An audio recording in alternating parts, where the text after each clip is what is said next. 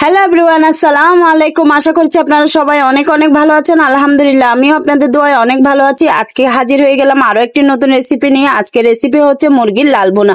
চলুন দেখা যাক এই মুরগির লাল বোনা করতে আমাদের কি কি উপকরণ লাগছে। প্রথমে আমি এখানে কয়েকটা মুরগি ফিস ভালো করে ছোট ছোট কেটে ধুয়ে নিয়েছি। সেখানে আমি পরিমাণ মতো লবণ, পরিমাণ মতো হলুদ আর পরিমাণ মতো ধনিয়া গুঁড়ো আর পরিমাণ মতো মরিচের গুঁড়ো দিয়ে সব ভালো করে একেবারে মেখে নিব।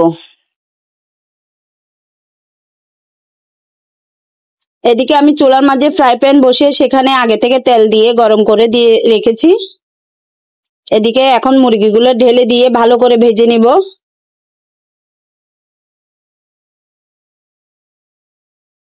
এদিকে মুরগি ভাজতে ভাজতে আমি মুরগির জন্য মশলাগুলো রেডি করে নিব। এখানে একটা বাটিতে আমি পরিমাণ মতো লবণ দিয়েছি, তারপর 1 টেবিল চামচ ধনিয়া দিয়েছি, 1 টেবিল চামচ মরিচের গুঁড়ো দিয়েছি, তারপর পরিমাণ মতো হলুদ গুঁড়ো দিয়েছি, তারপর 1 টেবিল চামচ জিরা, আস্ত জিরা গুঁড়ো করে রেখেছি, তারপর 1 টেবিল চামচ মশলা গুঁড়ো দিয়েছি, তারপর 1 টেবিল চামচ জিরা গুঁড়ো দিয়েছি। এদিকে এসে আবার মুরগিগুলো ভালোভাবে নেড়ে চেড়ে দিচ্ছি। এদিকে সব উপকরণ একসাথে ভালো করে মেখে পানি দিয়ে একটু মিশিয়ে নিব ভালো করে। তারপর এদিকে চুলার মাঝে একটি কড়াইয়ে বসিয়ে দিয়েছি। কড়াইটি গরম হয়ে আসলে সেখানে পরিমাণ মতো তেল দিয়ে দিব।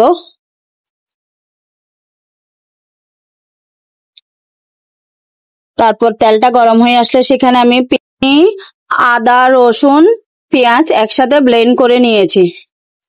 তারপর ভালোভাবে তিনোটা ভালো করে ভেজে নিব। তারপর সেখানে আমি কয়েকটা শুকনো মরিচ দিয়ে দিব। তারপর কয়েকটা দারুচিনি, এলাচ, লং দিয়ে দিচ্ছি। সবগুলো ভাজা হয়ে গেলে তারপর সেখানে আমি আগে থেকে মিক্স করা মশলাগুলো ঢেলে দিচ্ছি।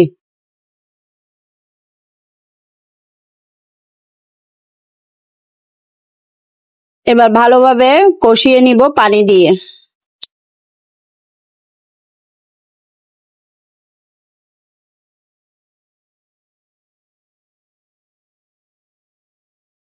মশলাটা ভালো করে কষানো হয়ে গেলে সেখানে আমি মুরগিগুলো ঢেলে দিব।